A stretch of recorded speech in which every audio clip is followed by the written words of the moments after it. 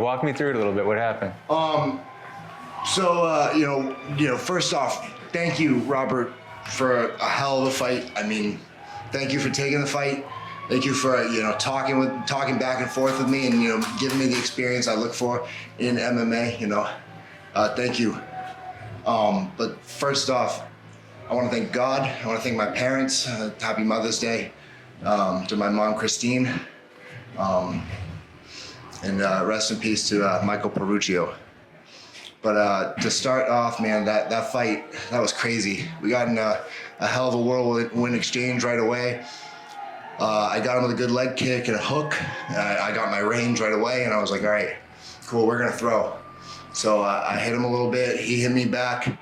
He stunned me. He definitely got me. We got on the cage at one point, and then once we separated and I realized the butterflies went away, I was like, all right, you're still here. I'm still here. Let's go. And it's very similar to my first fight here at Aura. And I bit down on my mouthpiece. I went in there and I came out with my hand raised. It's awesome. How do you like fighting at Aura? This is home now. I have 2 wins in my martial arts career. They're both here. They're both first round knockouts. This is home. This is where I want to be. Walk me through the knockout tonight.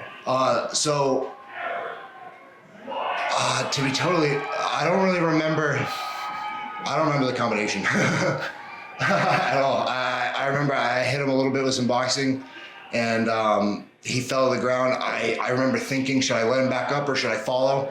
And I saw a ton of blood. He was bleeding really bad.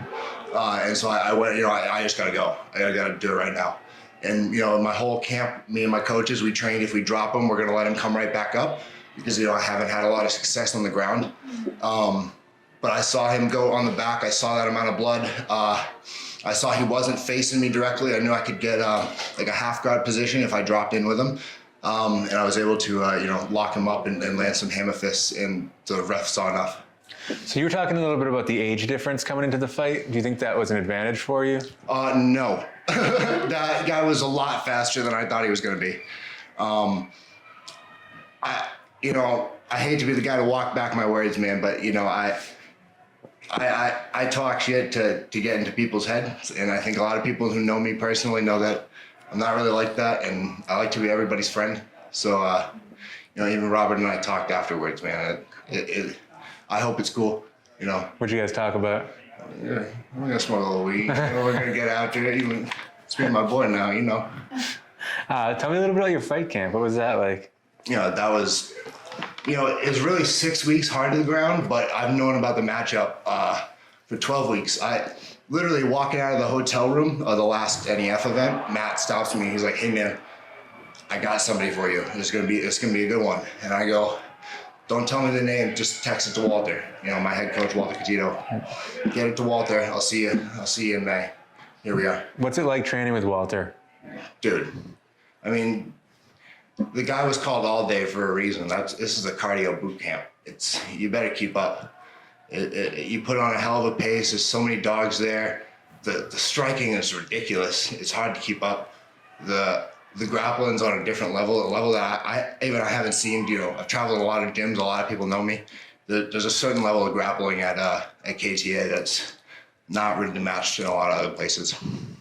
Did anything surprise you about the fight, about your opponent?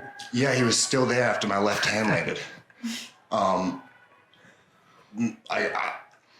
I got a good amount of power, man. Like we feel it in the gym, and I definitely pull back to try to make sure everybody has good training. And I was letting loose in there. I let that first left hand go, and I expected to look down and see him on the floor, and he was there. And to be totally honest, man, I had a little bit of an oh shit moment where I'm like, all right, we're doing 3 rounds, so it's okay. But it's not what I signed up for. What do you think about NEF as an organization? How do you like fighting for them? Bro, these are my guys. Like Matt Peterson, Nick DeSalvo, they gave me a chance when a lot of people weren't, and I feel like, when I was first looking for my first fight, I messaged a lot of promotions. I wasn't really affiliated with any gym. I had done some, like a year and a half of training, but I wasn't really affiliated with anybody. And I reached out to a lot of promotions. Matt gave me a shot when he did not have to. like at all. And here we are. This is my fourth fight. This is my third time in NEF. This is my second win here. Hopefully one day you can call me an NEF champion. Like that's what a lot of this is about, is being a homegrown guy. And this is a homegrown promotion. And we're doing big things now. It's a really good show. And yeah, what do you think's next for you? Man, I'd really like to be in the conversation for a title. I know this is my first win in over a year, but I'm a finisher. I'm an exciting fight. I'm easy to promote.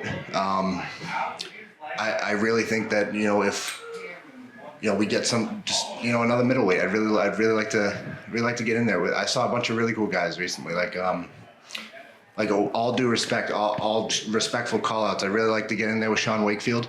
I'd really like to get in there with Dalton Rice. He's really cool. I saw him in the back here. He's a tall guy. It'd be a great fight, I think. Anybody who's not named Burke, can really get it at this point. Right on, man. Congratulations. Thank you.